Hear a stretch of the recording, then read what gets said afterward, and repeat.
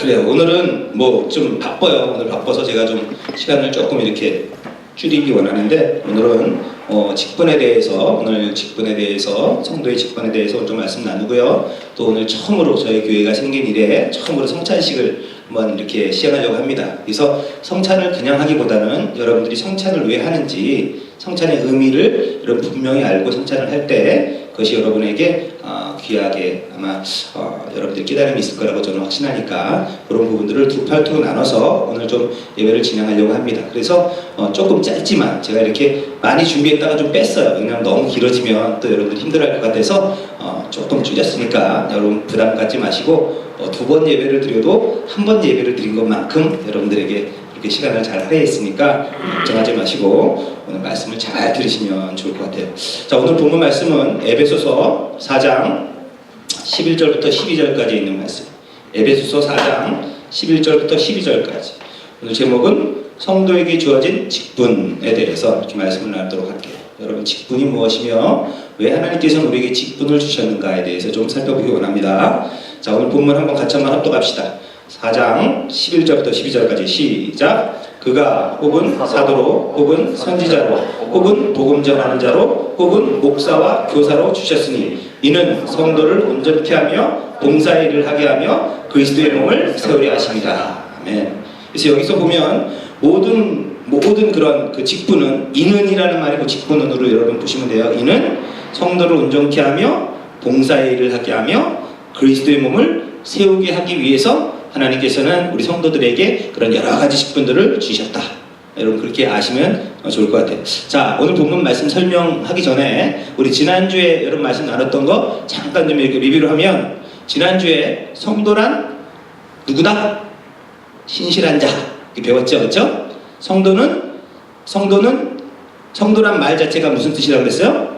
하기오스, 거룩한 무리, 거룩한 자. 거룩이라는 단어도 하기오스, 성도라는 단어도 하기오스. 그래서 성도는 거룩한 자다. 그런데 우리가 생각하는 성도가 도덕 윤리적으로 거룩한 자인가? 그렇지는 않죠, 그렇죠? 우리는 늘 마음으로도 또 실제 상황 속에서도 늘 죄를 짓고 범죄하는 그런 연약한 존재임에도 불구하고 성경은 성도를 거룩한 무리다라고 그렇게 칭했단 말이에요. 왜?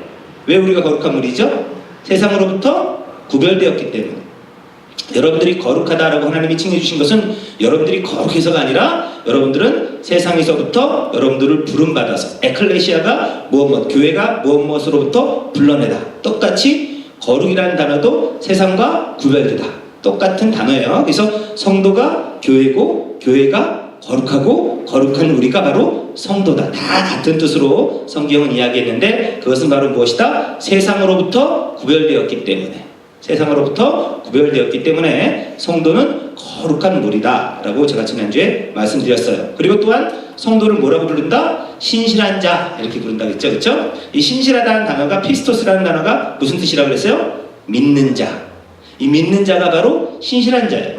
우리가 생각할 때 도덕 국어 사전의 정의로 보면 신실하다 그러면 야, 믿을만해, 쟤는 막 성실하고 쟤한테 맡기면 막 그냥 책임감도 강하고 이런 종합적으로 할 때 야, 쟤는 신실하다 이렇게 이야기하는데, 성경에서는 그런 사람들을 신실하다라고 얘기하지 않고 예수 그리스도를 믿는 자, 이 사람이 바로 성경에서는 신실한 자란 말이에요. 그래서 제가 지난주에 도마 이야기 해드렸죠? 기억 안 나요 벌써? 자, 도마가 어떻게 했어요? 나는 예수님이 내 옆구리에다가, 내가 예수님 옆구리에다 손 집어넣어보고 예수님 못 잡겠는데 내가 손 집어넣어봐야 믿을 거야. 그렇게 얘기했더니 우리 주님이 뭐라고 했어요? 야, 한번 넣어봐. 그리고 믿음이 없는 자가 되지 말고 믿는 자가 되어라. 그렇게 주님 말씀하셨죠? 거기서 믿는 자가 바로 신실한 자, 피스토스라는 단어를 같이 사용했다. 그래서 성도는 바로 신실한 자라는 거죠, 그렇죠?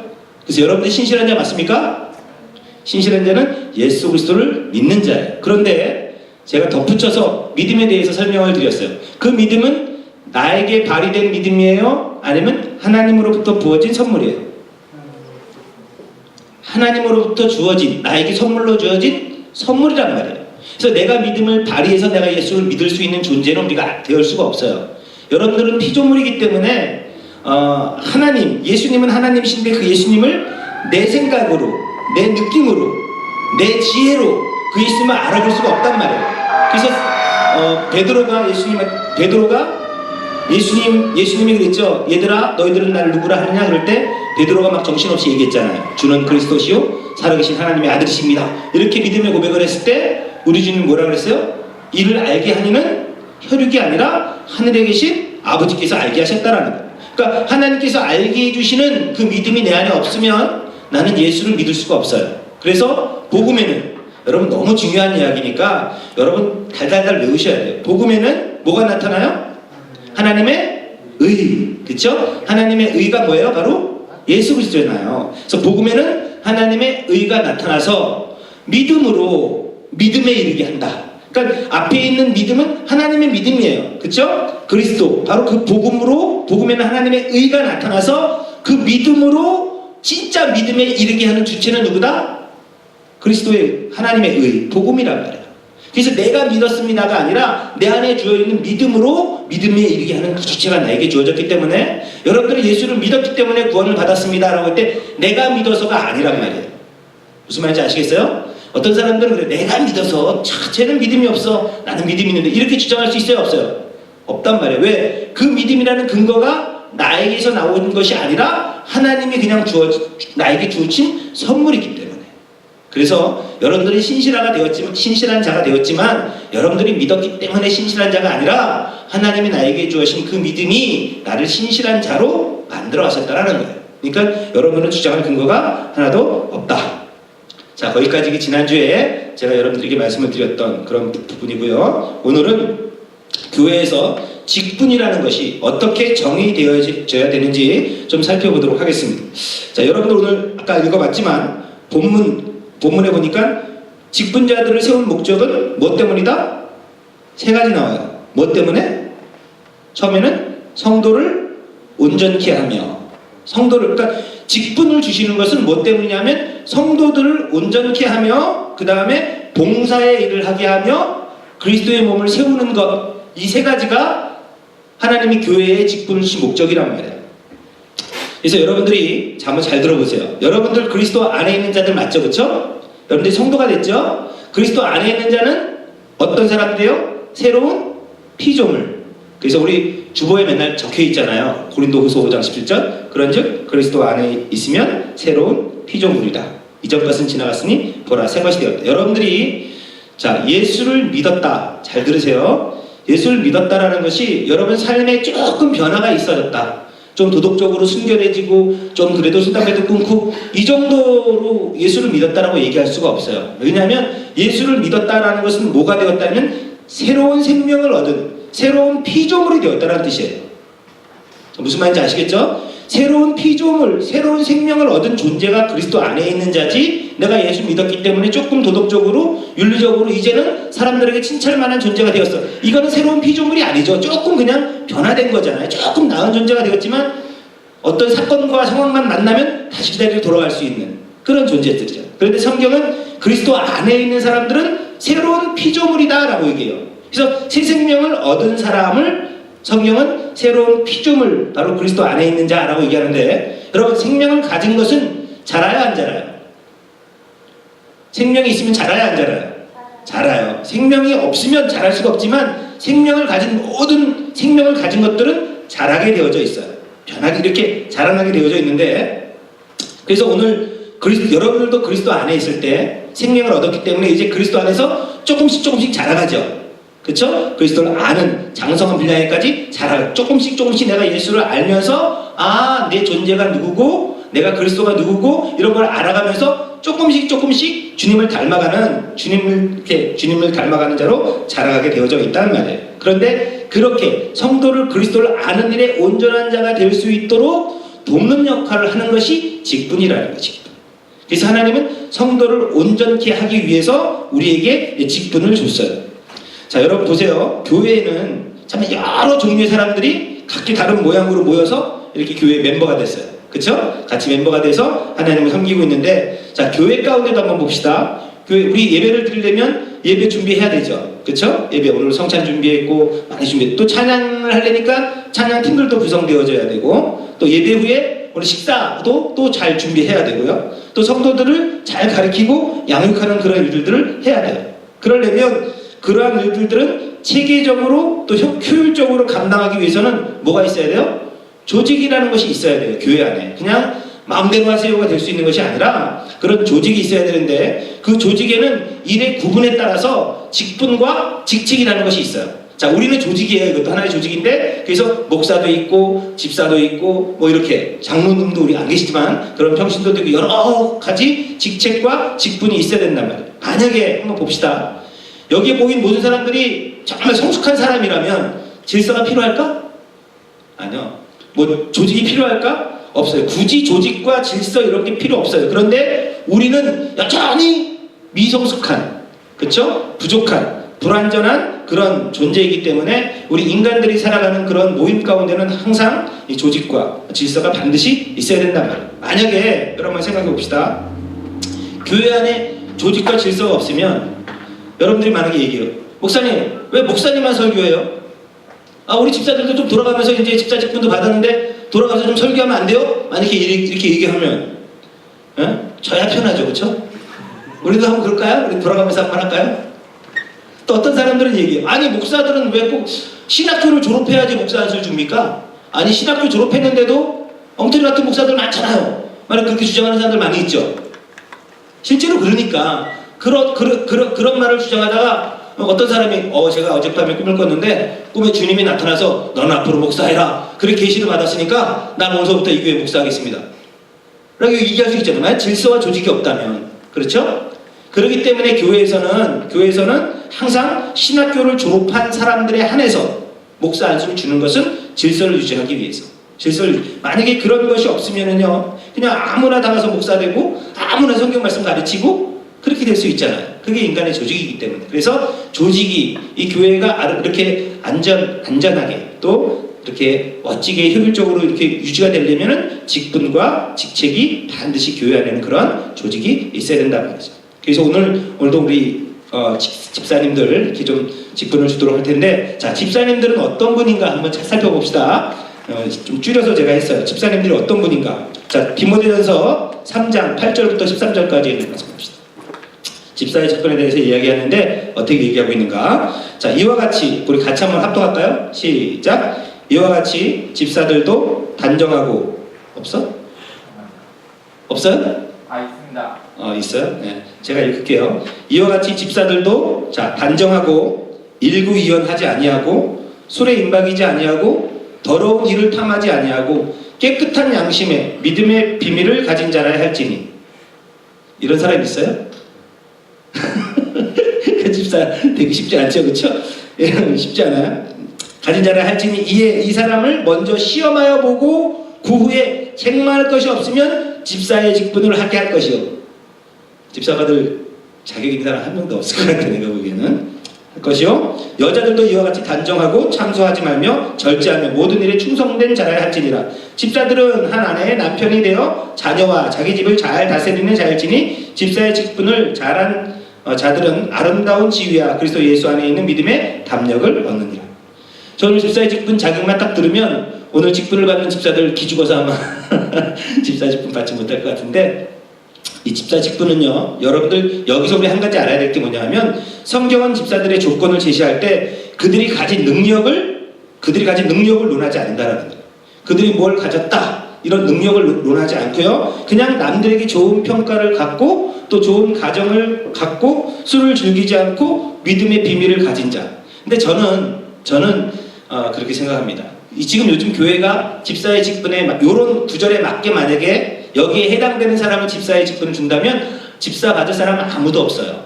그리고 장로나 목사는 더 심하죠, 그렇죠? 아무도 여기 규정에 맞을 사람이 없어요. 그런데 저는 뭐로 보냐면, 저는 집사의 직분을 맡은 자 중에서 여기서 뭐가 제일 중요하냐면 깨끗한 양심의 믿음의 비밀을 가진 자라야 할지니.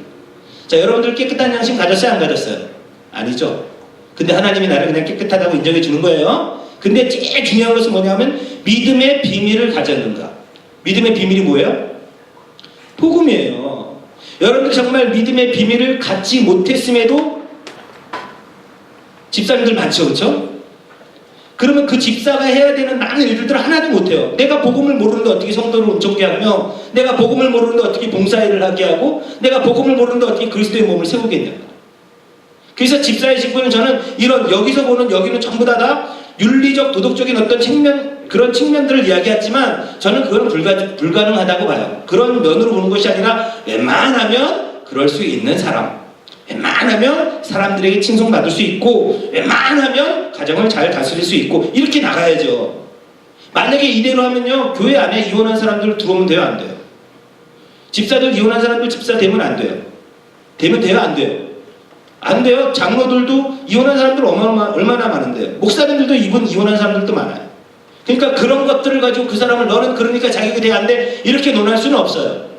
맞죠? 그렇기 때문에 분명한 것은 뭐냐면 우리가 비밀을 정말 그리스도의 비밀을 아는가 모르는가. 그러니까 우리가 생명을 얻었는가 얻지 못했는가. 내가 생명이 없으면서 무슨 내가 다른 사람을 생명을 줄 것이며 어떻게 사람들을 온전케 할 수 있겠냐는 거예요. 그래서 성경은 그들의 어떤 그런 아름다운 지위와 어른 능력을 주장하는 것이 아니라 네가 정말 어떤 존재인가를 묻는다는 거예요. 여러분 비밀을 맡았다라고 얘기하면 한번 봅시다. 예수 믿으면 천국 간다. 이거 비밀이야 아니야? 세상 사람들 알아요 몰라요? 알죠? 그럼 그게 비밀이야 아니에요? 아니죠. 비밀은 세상 사람들이 몰라야 비밀이에요. 그쵸? 예수를 믿으면 천국 가는 거는 맞아요. 맞긴 맞지만 그게 전부가 아니란 말이에요. 그 안에는 분명한 비밀이 있어요. 비밀. 그 비밀을 무스테리온이란 그 비밀을 내가 알지 못하면서 예수를 믿는 그런 사람들에게는 절대로 직분을 줘서는 안 된다는 거예요. 왜 모든 것을 아는 것을 나도 알고 있으면서 나는 비밀을 받았어. 이렇게 얘기하면 안 돼요.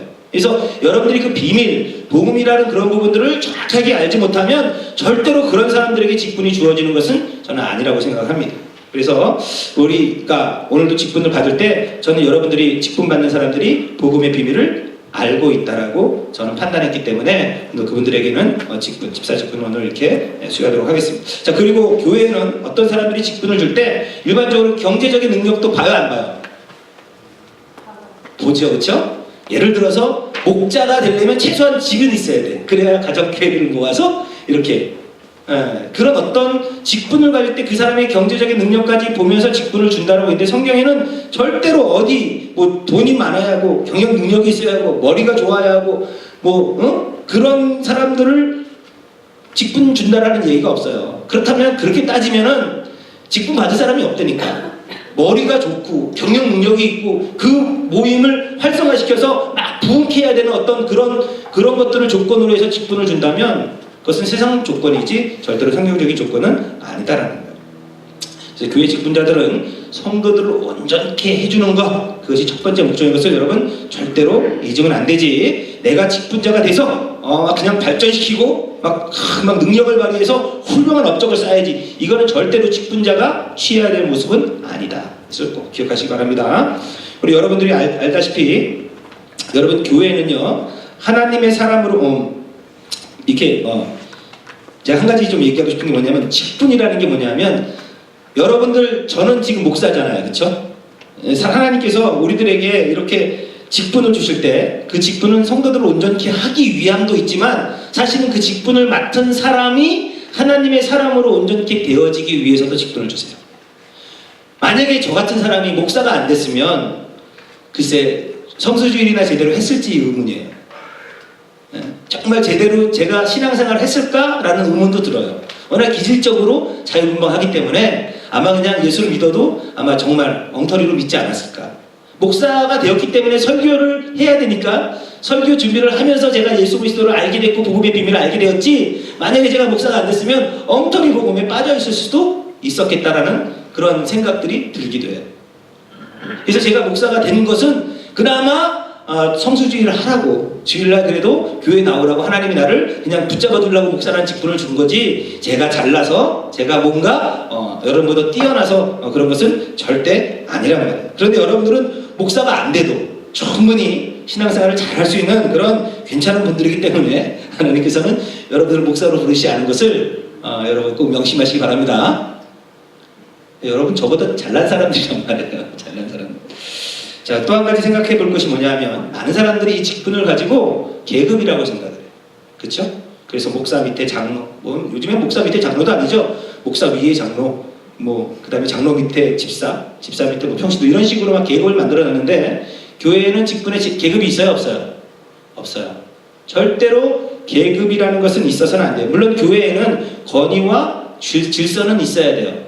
목사가 말씀을 전할 때는 권위가 없이 말씀을 전하면 그 말씀은 여러분들에게 하나도 능력이 되어지질 않아요. 왜 그러냐면 하나님의 말씀에 권위가 없이 말을 전하면 그것은 그 사람에게 아무런 생명이 되어지질 않기 때문에 교회는 분명히 권위와 그런 질서는 있어야 되지만 직분 자체가 계급이 되어서는 안 된단 말이에요. 그런데 많은 사람들이 이 직분을 갖다 계급이라고 생각을 하니까 직분을 계급이라고 생각하니까 자꾸만 이상한 일들이 일어나요. 여러분 한번 가만히 보세요. 여러분들은 글쎄 모르겠지만 일반적으로 집사님일 때 열심히 잘하던 집사님이 뭐 성도들 잘 섬기고 막 충성하고 헌신하던 집사님들이 어느 날 장로를 딱 다는 그 순간에 변하는 분들 많이 봤어요, 못 봤어요?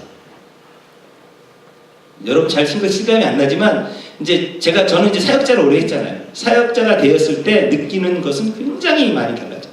집사님 때 그렇게 충성하시고 헌신하시고 겸손하신 분이 장로가 딱 되는 그 순간에 완전히 사람이 180도로 바뀌는 것을 너무나 많이 봤어요.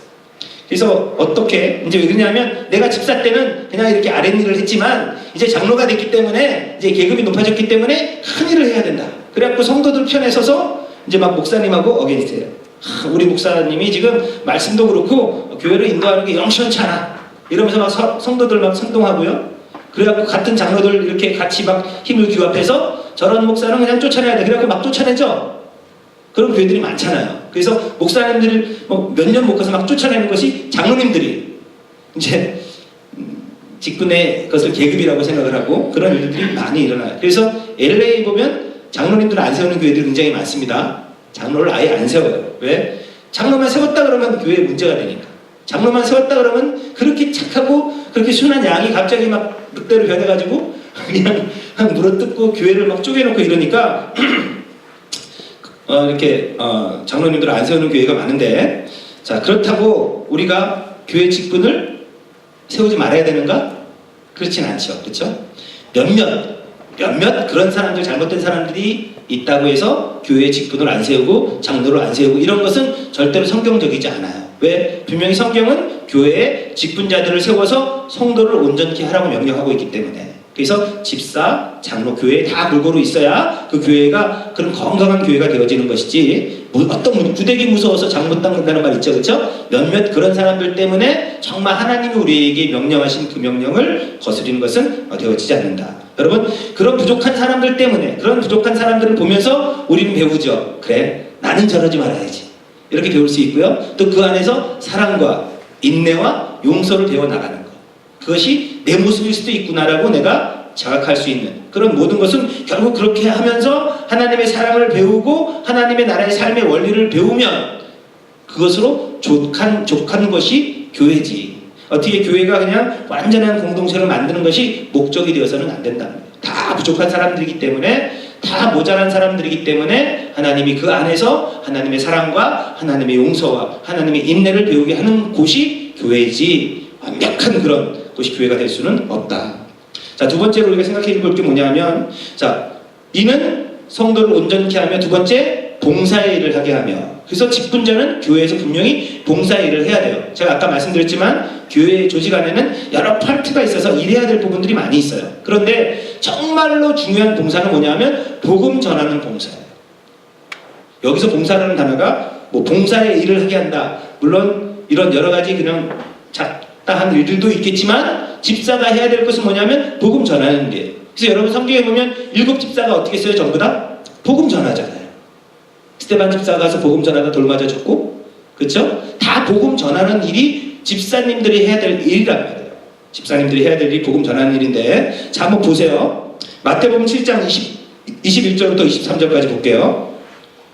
나더러 주여 주여 하는 자마다 천국에 들어갈 것이 아니고 다만 하늘에 계신 내 아버지의 뜻대로 행하는 자라에 들어가리라. 그날에 많은 사람이 이르되 주여 주여 우리가 주의 이름으로 선지자 노릇하며 주의 이름으로 귀신을 쫓아내며 주의 이름으로 많은 권능을 행치 아니하였까 하리니, 그때 내가 저에게 밝히 말하되 내가 너희를 도무지 알지 못하니 불법을 행하는 자들아 내게서 떠나가라.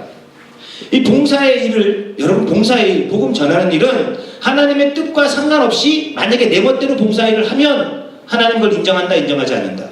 인정하지 않는다는 말이에요. 지금 여기서 나타나는 일들을 한번 보세요. 주의 이름으로 선지자 노릇했죠. 그것은 목사의 일을 얘기하는 겁니다. 직분자 목사의 일. 선지자 노릇했죠. 주의 이름으로 귀신 쫓아냈어요. 그것은 뭐 집사님들 다 할 수 있는 귀신 쫓아내는 게 있고, 그 다음에 권능을 행하는 것은 은사를 받은 사람의 얘기란 말이에요. 여러분, 사도들이 성경에 보면 모든 사도들이 이 일을 했어요, 안 했어요? 했단 말이에요. 사도들도 이렇게 귀신 쫓아냈고 말씀을 가르쳤고 권능을 행했단 말이에요. 그런데 오늘 본문에서는 우리 주님은 불법을 행하는 자라고 그렇게 선언했어요. 왜? 왜 선언했을까? 그 답이 정확하게 그 다음 구절에 나와요. 마태복음 27장 24절부터 27절까지 보세요. 뭐라고 쓰여있는가? 그러므로 누구든지 나의 이 말을 듣고 행하는 자는, 자, 힌트가 뭐예요? 예수 그리스도의 말을 듣고 행했는가? 그 다음에 그 밑에 보면 이 말을 듣고 행치 아니하는 자. 주님의 말을 듣지 않고 행하는 사람과 주님의 말을 듣고 행하는 사람의 차이는 천국과 지옥의 차이예요. 무슨 말인지 이해가 되세요? 똑같은 주의 일이지만, 똑같은 주의 일이었지만 복음, 하나님의 복음, 하나님의 말씀, 하나님의 뜻을 알지 못하고 그냥 내가 원하는 대로 일을 한 그 사람은 불법을 행했기 때문에 천국에 못 가죠. 행위였기 때문에. 그런데 복음을 정확하게 알고 하나님의 일을 할 때는 그 사람은 분명히 뭐라고 되어 있냐면 그 집을 반석 위에 지은 지혜로운 사람 같다라고 얘기해요. 반석은 예수 그리스도죠. 예수 그리스도 위에 집을 짓는 것은 그리스도의 말씀을 무엇인지를 정확하게 알고 그의 일을 할 때 그 사람은 안전하다라는 거예요. 그러니까 우리가 봉사 일을 할 때도 내가 하고 싶은 일을 하는 게 아니에요. 내가 원하는 일을 하는 게 아니에요. 사람들에게 보여주기 위해서. 지금도 이 사람들이 뭘 얘기냐면 주여! 주여! 내가 이 일을 했습니다! 라고 지금 자기 자신을 뭐하고 있어요? 자랑하고 있잖아요. 내가 이런 어마어마한 일을 했습니다! 라고 지금 자랑하고 있잖아요. 근데 여러분, 정말로 성도들은 자기가 한 일을 자랑할 수 있을까 없을까? 여러분 잘 들으셔야 돼요. 많은 사람들이 주의를 하면서 자랑합니다. 내가 성교를 몇 번 갔다 왔는지 알아? 내가 봉사를 얼마큼 했는지 알아? 내가 교회 얼마나 헌신했는지 알아? 이거는 은혜 받은 사람들 입에서는 절대로 나올 수 없는 이야기예요. 사실 은혜라는 것을 알고 나면. 진짜 성도는 자기가 한 일을 갖다가 하나님 앞에 주장할 수가 없어요.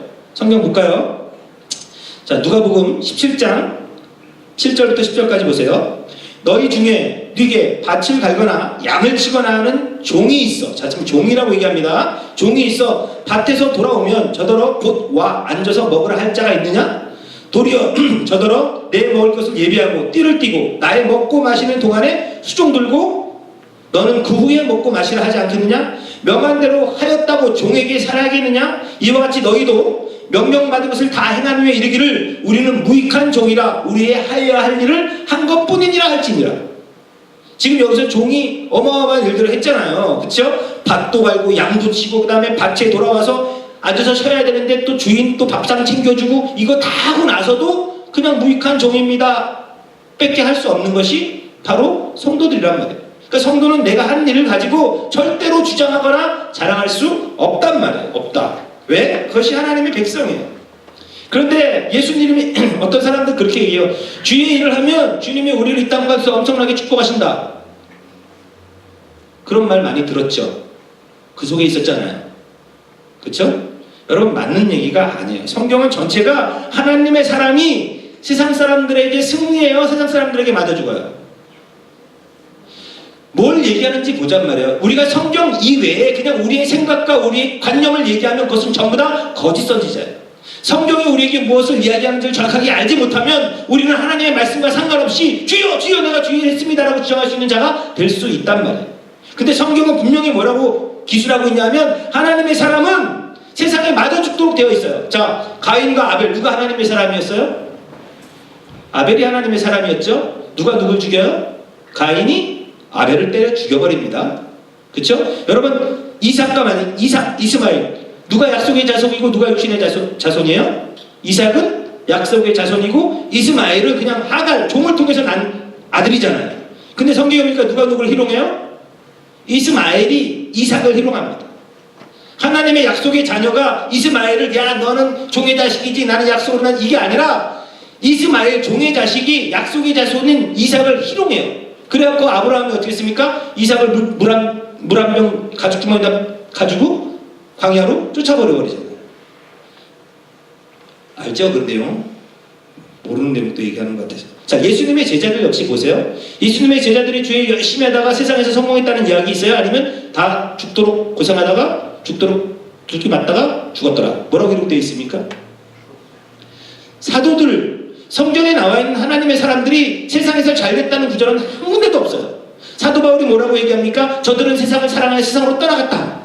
대만 떠나갔고 다 떠나갔다라고 얘기하지, 정말 하나님의 사람으로서 세상에서 잘되고 내가 주의를 했더니 주님 나를 이렇게 축복했다는 구절이 성경에 한 구절이라도 있냔 말이에요. 근데 왜 그런 얘기를 합니까? 주의 일을 하면 주님이 널 축복하셔. 근데 그 주의 일이 뭐예요? 주의 일이 뭐예요? 하나님이 말씀하신 복음과 상관없는 일이에요. 그냥 교회를 튼튼하게 하고 건물을 튼튼하게 하고 교회 자체를, 절대로 그건 인본입니다. 절대로 하나님의 뜻이 아니란 말이에요. 그래서 성경은 하나님의 말씀을 듣지 않고 집을 지으면 그 집은 곧 풍파, 바람이 불고 홍수가 나면 다 침몰해버리는 그런 것이라고 성경은 분명히 이야기하고 있다는 거죠. 그래서 여러분, 분명히 성경은 은혜가 무엇인지를 바로 아는 하나님의 백성은 자신이 무슨 일을 해도 절대로 자신이 그것을 했다라고 생색을 낼 수 있는 존재가 아니에요. 자, 한 군데 더 찾아볼게요. 여러분 잘 아는 내용인데 봅시다. 마태복음 25장 31절부터 39절까지 보세요. 인자가 자기 영광으로 모든 천사와 함께 올 때, 이게 언제예요? 재림이죠. 잘 들으셔야 돼요. 인자가 자기 영광으로 모든 천사와 함께 올 때에 자기 영광의 보좌에 앉으리니 모든 민족을 그 앞에 모으고 각각 분별하기를, 목자가 양과 염소를 분별하는 것 같이 하여 양은 오른편에 염소는 왼편에 두리라. 그때 임금이 누구예요? 예수님이죠. 그때 임금이 그 오른편에 있는 자들에게 이르되 내 아버지께 복 받을 자들이여 나와 창세로부터 너희를 위하여 예비한, 지금 나와 잘 보세요. 나와 창세로부터 너희를 위하여 예비된 나라. 언제 예비됐어요? 창세면은 세상이 창조되기 전에 이미 복받기로 예비되었던 자예요. 뭘 해서 복받는 게 아니란 말이에요. 그것이. 그러니까 이해되죠? 복받을 나라를 상소하라. 내가 줄일 때, 그러면서 뭐라고 얘기했냐면, 내가 줄일 때 너희가 먹을 것을 주었고, 목마를 때 마시게 하였고, 나그네 되었을 때 영접하였고, 벗을 때 옷을 입혔고, 병들었을 때 돌아보아, 옥에 갇혔을 때 와서 보았느니라. 이에 의인들이 누구냐 하면 그냥 복받기로 결정된 자. 막 그 일을 한 게 아니라 그냥 복받기로 결정된 의인들이 뭐라고 얘기합니까? 이에 의인들이 대답하여 그러되 주여, 우리가 어느 때 주의 줄인 것을 보고 공개하였으며 목마르신 것을 보고 마시게 하였나이까? 어느 때 나그네 되신 것을 보고 영접하였으며 벗으신 것을 보고 옷 입혔나이까? 어느 때 병드신 것이나 옥에 갇힌 것을 보고 가서 배웠나이까? 하리니. 이 하리니라는 단어가 굉장히 중요한 단어. 지금 이 양들은 지금 했다는 거야, 안 했다는 거예요? 우리 주님은 너는 그렇게 했어 라고 인정해 줬는데, 양들은 우리가 언제 그랬습니까? 지금 이러고 있죠. 알아요? 몰라요? 자기가 했는 거 몰라요. 근데 우리 주님 뭐냐면, 배웠나이다 하리니. 그거는 왜냐하면 니네들은 모르지만 그렇게 했다라고 우리 주님은 그냥 인정해 준다라는 거예요. 이게 은혜인데, 글쎄요, 여러분들이 잘 이해가 얼마큼 됐을지 모르겠어요. 그들은 그렇게 한 것 자체를 자기들은 인식할 수 있는 존재가 아니에요. 여러분들 안에서 선한 것들이 흘러나올 때 내가 이렇게 해서 마음 먹고 하는 것이 아니라 나도 모르게 복음이 흘러나오고 나도 모르게 생명을 전하는 일들이 나올 수 있어요. 근데 그걸 내가 했다라고 주장할 수 없어요. 왜? 그거 자체가 내 것이 아니었기 때문에. 아멘? 여러분 안에 생명은 여러분 것이 아니잖아요. 하나님이 그냥 거저주신 선물인데 그 선물이 나도 모르게 툭툭 튀어나오잖아요. 근데 이거 내가 했어라고 주장할 수 있어요? 없어요? 없어요. 그래서 제가 언제 그랬습니까? 근데 넌 그렇게 할 거야. 왜? 네 안에 내가 부어준 복이 넌 창세로부터 있었기 때문에, 내가 부어진 생명이 그 안에 있었기 때문에 너는 그런 존재가 될 거야 라고 그렇게 인정해 주는 거라고. 그런데 반대로 지금 예수 이렇게 창세로부터 복을 받지 못한 세상에 속한 사람들은 뭐라고 얘기합니까? 뭐라고 얘기하냐 보자고요. 그런데 택함 받지 못한 사람들, 마태복음 25장 41절부터 45절, 또 왼편에 있는 자들에게 이르시되 저주를 받은 자들, 이 사람들은 창세 전부터 아예 저주를 받았어요.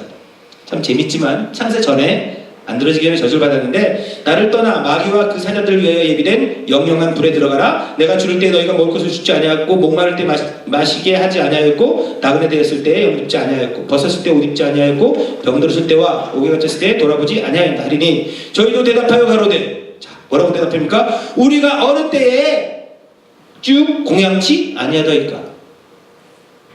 이들은 지금 했다고 주장하는 거예요? 안 했다고 주장하는 거예요? 예? 우리가 언제 안 했습니까? 했다는 거잖아요.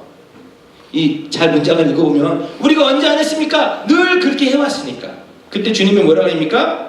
지극히 작은 자 하나에게 하지 아니한 것이 곧 내게 하지 아니한 것이라. 자, 이들은 지금 바리새인들, 서기관들이에요. 예수님 왔을 때 예수님 알아봤어요? 못 알아봤어요? 못 알아봤어요. 예수님은 작은 자로 이 땅에 오셨어요. 그렇죠? 작은 자로 이 땅에 오셨을 때 그 예수님을 알아보지 못했어요. 그래서 예수님한테 할 수가 없었어요. 왜? 예수님이 누군지 알아보지 못했기 때문에. 그래서 복을 받은 사람과 복을 받지 못한 사람들은 어떻게 차이가 나냐면 예수를 그리스도로 알아보는 자와 그리스도로 알아보지 못하는 자. 복음을 생명으로 알아보는 자와 복음을 머리로 인식하는 자는요, 어마어마한 차이가 있어요. 여러분, 교회 다니면서 복음을 안 들었다라고 생각하는 사람이 있을까 없을까? 교회 다니는 사람들은 다 복음 들었다라고 얘기해요. 그쵸? 교회 다니면서 예수 안 믿는 사람 있어요 없어요? 없어요. 교회 다니면 다 예수 믿는다 그러지 부처 믿는다고 안 그러거든요. 그쵸? 그런데도 분명히 예수를 믿었다는 그 근거가 자기로부터 나온 사람들은 항상 내가 믿었기 때문에. 주체가 누구예요? 나예요. 나. 내가 이렇게 했고요, 내가 믿었고요, 내가 봉사했고요, 내가 헌신했고요. 그런데 왜 주님 나한테 이렇게 안 해줘요? 주님 어떻게 나한테 이런 일이 있을 수 있어요? 내가 주님을 믿은 게 몇 년인데 나에게 이런 병이 들게 수 있어요? 주님, 내가 주님을 믿은 게 얼마인데 나에게 이런 어려움을 줄 수 있어요? 라고 주님 앞에 따질 수 있죠. 내가 했기 때문에. 근데 내가 한 것이 없으면 따질 수 없어요. 내가 아무것도 안 했는데도 불구하고 하나님이 나를 자녀 삼아주신 그 사건 때문에 기뻐하고 감격하는 존재가 그것이 성도고 그것이 직분자가 해야 될 일이지, 내가 뭘 맡았기 때문에 뭘 했기 때문에 주장할 수 있는 것이 아니란 말이에요. 그래서 말씀드리겠습니다. 세상에 속한 자들은 자신의 공로를 주장하고 늘 무엇을 했다라고 자랑을 하고 있지만 성도는 절대로 자기가 한 일에 대해서 자랑할 수 없다. 이것이 직분자가 가져야 될 분명한 자세예요. 자, 저도 직분자예요. 저도 직분자. 저는 목사의 직분을 갖고 있고 여러분들은 집사와 여러 가지 직분을 갖고 있는데, 자, 말씀을 정리합시다. 어떻게 돼야 돼요? 직분은 하나님께서 뭐 때문에 주셨다? 성도들을 온전케 하기 위해서 주셨다는 거예요. 그럼 가장 중요한 사람이 직분자예요? 성도예요? 성도란 말이에요. 그래서 가장 중요한 것은 직분자들이 중요한 것이 아니라 여러분들이 중요한 거예요. 여러분들을 온전케 하기 위해서 하나님이 직분을 주신 거란 말이에요. 아멘? 그래서 그 여러분들에게 봉사의 일을 하게 하는 거, 그게 뭐예요? 복음을 흘려주는 거란 말이에요. 그래서 그 복음을 갖고 있지 않은 사람은 절대로, 하나님의 비밀을 맡고 있지 않은 사람들은 절대로 복음을 흘려줄 수가 없기 때문에 집사의 직분 가운데 비밀을 맡은 자, 그 사람에게 직분을 주는 거고요. 그 직분을 내가 수행함에 있어서 수고하고 애를 써야 돼요. 그쵸? 말 안 듣는데 복음 못 알아듣는 빵이라도 사주고 몸을 찾아가서라도 그래도 복음을 줘야 되는, 그거는 내가 막 이렇게 하고선 자랑이 될 수 있는 것이 아니라 너무 좋으니까, 너무 기쁘니까, 그것이 어마어마한 가치가 있기 때문에, 세상이 알아보지 못하는 그 가치가 있기 때문에 내가 그것을 행할 때 내가 했어요 라고 자랑할 수 없다. 그것은 전부 다 하나님이 우리에게 주신 것, 그런 것들 우리가 분명히 알아야 된다는 것. 그런데 여러분 가만히 생각해 봅시다. 여러분들이 직분을 수행할 만한 자격이 있어요 없어요? 없어요. 그럼에도 불구하고 하나님이 나를 직분자로 부르신 것은 감사하죠. 내가 하나님의 일을 할 수 있다는 그 자체가 감격인 거예요. 나같이 새까만 죄인이 늘 죄만 짓던 세상 것에 빠져갖고 세상 가치만 쫓아가던 내가 하나님의 일을 감당하게 되었다는 그 사건 자체만으로도 우리는 얼마든지 하나님 앞에 정말 감사할 수 있는 그런 것이고요. 그 직분을 가진 자로서 정말 마음가짐이 늘 교회에 유익이 되어지고 성도를 온전케 해야 된다라는, 그것이 그렇게 할 때 우리 주님은 나를 통해서 영광을 받으시는 것이구나, 이런 것을 분명히 알 때 그것이 직분자의 가져야 될 마음 자세인 거 여러분 꼭 기억하시기 바랍니다. 다 이해를 했기를 바랍니다. 자, 오늘은 오늘 직분자에 대해서 제가 말씀드렸고, 오늘 이제 두 번째로 성찬에 대해서 이렇게 좀 말씀을 나누도록 할게요. 오늘 성찬식을 할 텐데, 여러분들이 성찬을 할 때 성찬을 하는 이유가 뭐예요? 여러분 교회에서 그동안 많이 했죠, 그렇죠? 빵 돌리는데 앉아서 그냥 빵 돌아오니까 마지 못해서 빵 뜯어 먹고, 또 컵 뭐 이렇게 잔에 이렇게 포도주 돌아오니까 그냥 마지못해서 그냥 먹고, 그리고 그냥 다들 눈 감고 있으니까 나도 눈 질끈 감고 있다가 끝났다 그러면 일어나서 끝났죠. 성찬을 하는 이유가 뭐예요? 제가 오늘 그 부분을 좀 말씀드리도록 할게요.